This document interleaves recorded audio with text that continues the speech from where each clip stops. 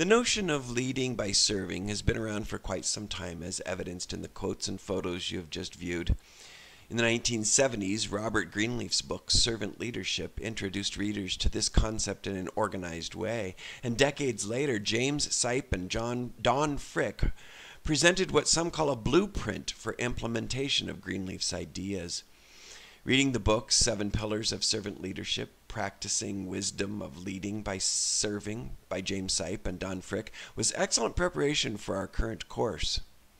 Given the comments shared in our most recent online discussion about the most admired qualities of a favorite boss, I'm guessing that ideas presented in these slides and from the book will resonate with members of my cohort. Sipe and Frick define a servant leader as a person of character who puts people first.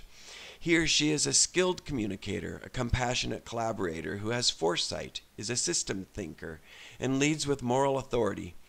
I see this definition having application to a number of educational settings, wherever there is leadership of any kind: principal, department chair, PTA president.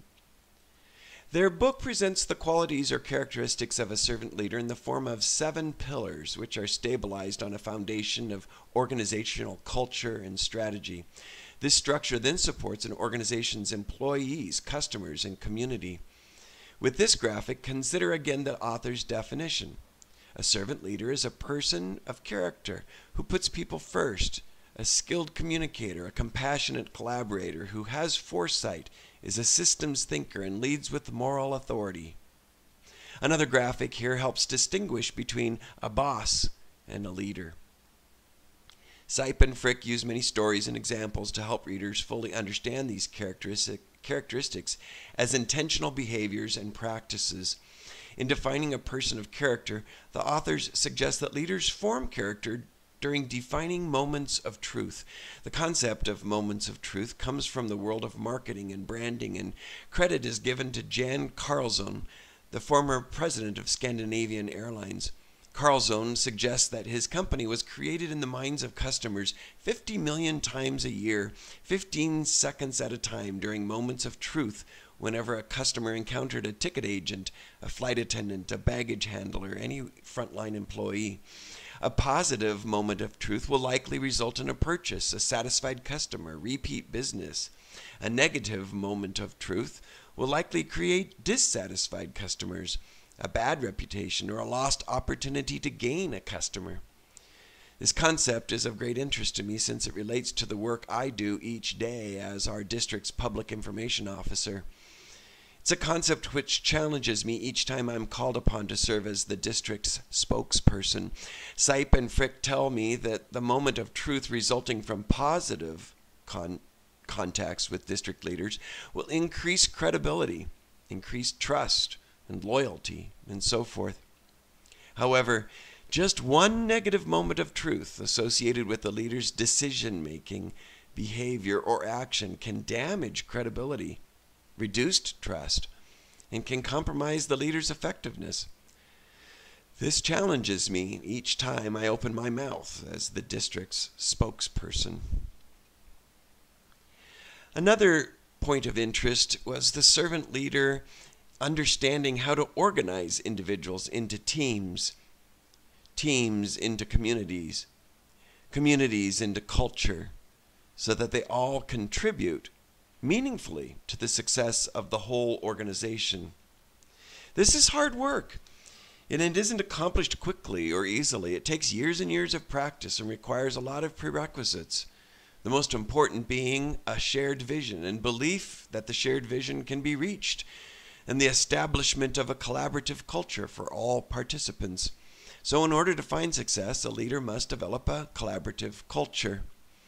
Sipes and Frick suggest that a collaborative culture includes the following: trust and respect in everyday situations, egalitarian attitudes among members at all ranks, power based on expertise and accountability, shared leadership where all members take initiative, commitment to the success of other members rather than just one's own success, value of truth and truth-telling, commitment to continuous improvement.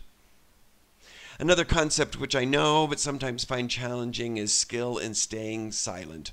A skilled communicator, pillar 3, knows when to lead silently. The larger the group, the easier it is for me to remain silent. With smaller groups, I'm challenged to allow silence, or what we educators like to call think time. In this book, silence is presented as an art. And the example provided was one with which I made an immediate connection.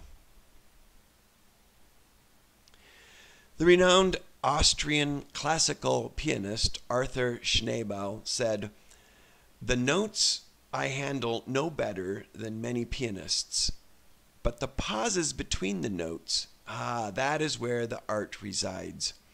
Sipes and Frick remind readers that if we are speaking, we are not listening with undefended receptivity. If we claim as leaders to be receptive to others and their ideas, we need to listen without thinking about what we're going to say next. Silence is an art and a characteristic of servant leadership which challenges many people.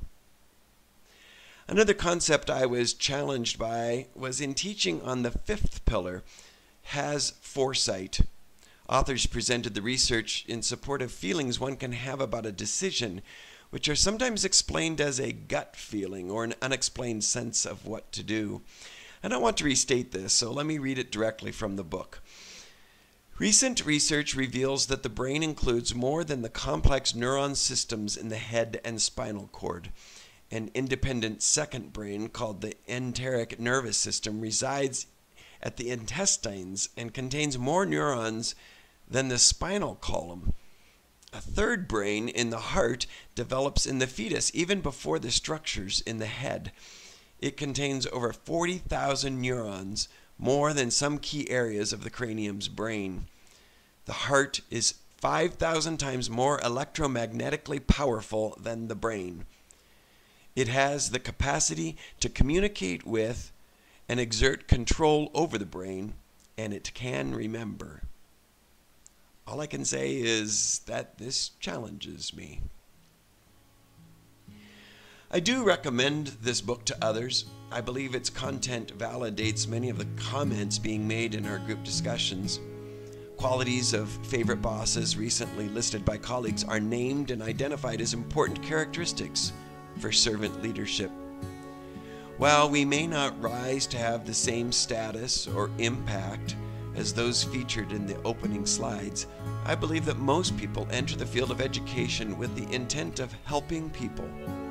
This book provides specific directions for how to do that most effectively.